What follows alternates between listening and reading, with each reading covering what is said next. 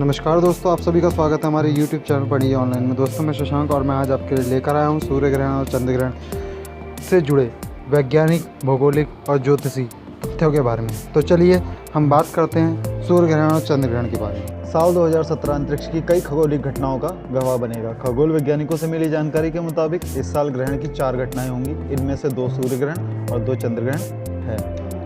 तो दोस्तों बात कर लेते हैं कि ग्रहण कब कब होगा। साल 2017 का पहला ग्रहण जो कि चंद्र ग्रहण था 11 फरवरी को समाप्त हो चुका है, जबकि 26 फरवरी को साल 2017 का पहला सूर्य ग्रहण होने जा रहा है। इसके बाद आंशिक चंद्र ग्रहण का योग 7 अगस्त को बन रहा है। इस साल अगस्त में ही एक पूर्ण सूर्य ग्रहण का योग भी बन रहा है, जो कि अपने आप में बेहद खास है। तो दोस्तों बात करते हैं भारत में पहले सूर्य ग्रहण की टाइमिंग की। भारत में 26 फरवरी को होने वाले सूर्य ग्रहण की शुरुआत शाम 5:40 पर होगी, लेकिन इस आंशिक सूर्य ग्रहण को भारत में पहली बार शाम 6:45 पर ही देखा जा सकेगा। रात 8:28 पर सूर्य ग्रहण अपनी अधिकतम अवस्था में होगा। सूरज की ऐसी खगोलीय स्थिति मात्र 1 मिनट 22 सेकंड के लिए होगी। रात 10:01 पर सूर्य ग्रहण खत्म हो जाएगा। आप में से बहुत लोग सूर्य ग्रहण देखने के विचार बना चुके होंगे। वैज्ञानिक बहुत पहले से ही नंगी आंखों से सूर्य ग्रहण और चंद्र ग्रहण देखने की मनाही कर चुके हैं। इसलिए सूर्य ग्रहण देखने के लिए वैज्ञानिकों से प्रमाणित टेलीस्कोप का ही इस्तेमाल करें। इसके अलावा विशेष चश्मे जिनमें कि अल्ट्रावायलेट किरणों को रोकने की क्षमता हो का इस्तेमाल करें। सूर्य ग्रहण को देखने के लिए सोलर फिल्टर का भी उपयोग करा जा सकता है। अगर आप सूर्य ग्रहण की पूरी प्रक्रिया को रिकॉर्ड करना चाहते हैं तो आपको हाई रेजोल्यूशन वाले कैमरे का इस्तेमाल करना पड़ सकता है। तो इसी के साथ हम बात कर लेते हैं कि 2018 में ग्रहण कब कब पड़ेगा। दोस्तों अगर किसी कारणवश आप 26 फरवरी का सूर्य ग्रहण ना देख पाते हैं तो फिक्र ना करें, सूर्य ग्रहण देखने के लिए मौके भी हैं। साल 2018 में 3 आंशिक सूर्य ग्रहण और 2 पूर्ण चंद्र ग्रहण का योग बन रहा है। साल 2018 में पहला पूर्ण चंद्र ग्रहण 31 जनवरी को होगा। इसके बाद 15 फरवरी को आंशिक सूर्य ग्रहण का योग है। 13 जुलाई को फिर से आंशिक सूर्य ग्रहण है, जबकि 27-28 जुलाई की रात को पूर्ण चंद्र ग्रहण है। साल 2018 का आखिरी ग्रहण 11 अगस्त को होगा, जब पृथ्वीवासियों की नज़र में सूर्य का कुछ हिस्सा छुप जाएगा। चलिए सूर्य ग्रहण के बारे में थोड़ी सी बात कर लें। सूर्य ग्रहण एक तरह का ग्रहण है जब चंद्रमा पृथ्वी और सूर्य के मध्य से होकर के गुजरता है। तब पृथ्वी से देखने पर सूर्य पूर्ण अथवा आंशिक रूप से चंद्रमा द्वारा आच्छादित होता है। भौतिक विज्ञान की दृष्टि से जब सूर्य व पृथ्वी के बीच में चंद्रमा आ जाता है तो चंद्रमा के पीछे सूर्य का बिंब कुछ समय के लिए ढक जाता है। इसी घटना से सूर्य ग्रहण कहा जाता है। पृथ्वी सूरज की परिक्रमा करती है और चांद पृथ्वी की। कभी कभी चांद सूरज और धरती के बीच आ जाता है, फिर वह सूरज की कुछ या सारी रोशनी रोक लेता है, जिससे धरती पर साया फैल जाता है। इस घटना को सूर्य ग्रहण कहा जाता है और ये अधिकतर, यहाँ तक कि हमेशा और सिर्फ अमावस्या को ही होता है। चलिए अब जानते हैं ज्योतिष विज्ञान की दृष्टि से सूर्य ग्रहण। ग्रहण प्रकृति का एक अद्भुत चमत्कार है। ज्योतिष के दृष्टिकोण से यदि देखा जाए तो अभूतपूर्ण, अनोखा, विचित्र ज्योतिष ज्ञान ग्रह और उपग्रह की गतिविधियाँ एवं उनका स्वरूप स्पष्ट कराता है। सूर्य ग्रहण सूर्योपराग तब होता है जब सूर्य आंशिक अथवा पूर्ण रूप से चंद्रमा द्वारा आवृत व्यवधान बाधा हो जाए। इस प्रकार के ग्रहण के लिए चंद्रमा का पृथ्वी और सूर्य के बीच आना आवश्यक है। इससे पृथ्वी पर रहने वाले लोगों को सूर्य का अभूत भाग नहीं दिखाई देता है। चलिए जान लेते हैं कि सूर्य ग्रहण होने के लिए ज्योतिष के अनुसार किन किन चीज़ों की आवश्यकता है। सबसे प्रथम कि उस दिन अमावस्या होनी ज़रूरी है। द्वितीय, चंद्रमा का रेखांश राहु या केतु के पास होना चाहिए। नंबर 3, चंद्रमा का अक्षांश शून्य के निकट होना चाहिए।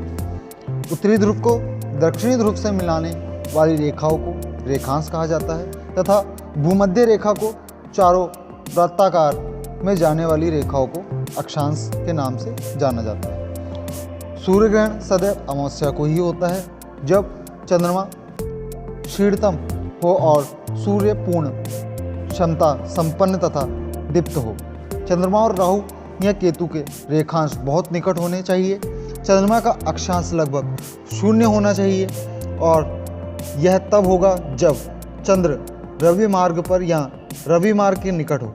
सूर्य ग्रहण के दिन सूर्य और चंद्रमा के कोणीय व्यास एक समान होते हैं। इस कारण चंद्र सूर्य को केवल कुछ मिनट तक ही अपनी छाया में ले पाता है। सूर्य ग्रहण के समय जो क्षेत्र रह जाता है उसे पूर्ण छाया क्षेत्र कहते हैं। चलिए ग्रहण के तीनों प्रकारों के बारे में बात कर लेते हैं। सबसे प्रथम पूर्ण सूर्य ग्रहण। पूर्ण सूर्य ग्रहण उस समय होता है जब चंद्रमा पृथ्वी के काफ़ी पास रहते हुए पृथ्वी और सूर्य के बीच में आ जाता है और चंद्रमा पूरी तरह से पृथ्वी को अपनी छाया क्षेत्र में ले लेते हैं। इसके फलस्वरूप सूर्य का प्रकाश पृथ्वी तक पहुंच नहीं पाता है और पृथ्वी पर अंधकार जैसी स्थिति उत्पन्न हो जाती है। तब पृथ्वी पर पूरा सूर्य दिखाई नहीं देता। इस प्रकार बनने वाला ग्रहण पूर्ण सूर्य ग्रहण कहलाता है।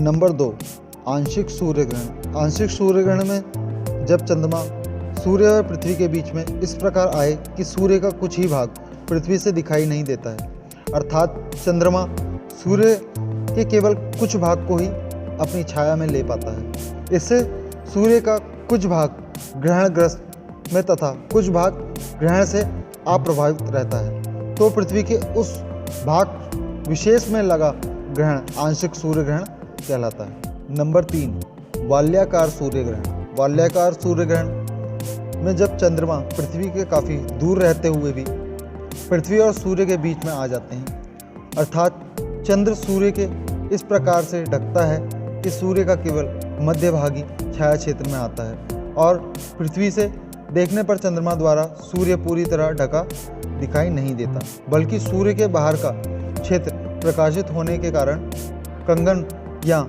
वाल्य के रूप में चमकता दिखाई देता है। कंगन आकार में बने सूर्य ग्रहण को ही वाल्याकार सूर्य ग्रहण कहते हैं। चलिए, ये तो हम सूर्य ग्रहण के प्रकारों के बारे में समझ गए।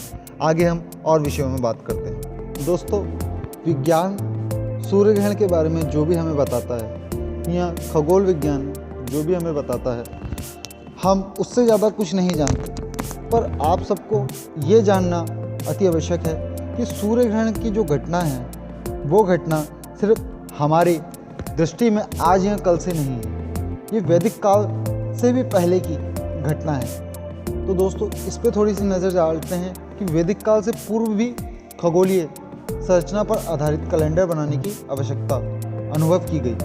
सूर्य ग्रहण, चंद्र ग्रहण तथा उसकी पुनरावृत्ति की पूर्व सूचना ईसा से 4000 पूर्व ही उपलब्ध थी। ऋग्वेद के अनुसार अत्रि मुनि के परिवार के पास यह ज्ञान उपलब्ध था। वेदांग ज्योतिष का महत्व हमारे वैदिक पूर्वजों को इस महान ज्ञान को प्रतिबिंब कराता है। अगर आपको इस वीडियो में कुछ समझ में ना आया हो तो आप डिस्क्रिप्शन में जा करके वेबसाइट का लिंक है उसे ओपन करके सब कुछ पढ़ सकते हैं। दोस्तों, अगर आपका कोई प्रश्न है तो वो आप हमसे कमेंट बॉक्स में पूछ सकते हैं। अगर आपको हमारी वीडियो अच्छी लगे तो वीडियो को एक लाइक करें, शेयर करें और हमें सब्सक्राइब करना ना भूलें, जिसकी वजह से आपको हमसे जुड़ने में आसानी हो। दोस्तों, सब्सक्राइब के बगल में घंटी बजाना ना भूलें, जिसकी वजह से आपको हमेशा हमारी वीडियो का हर नोटिफिकेशन तुरंत मिलता रहे। धन्यवाद दोस्तों, मिलते हैं अगली नई वीडियो में।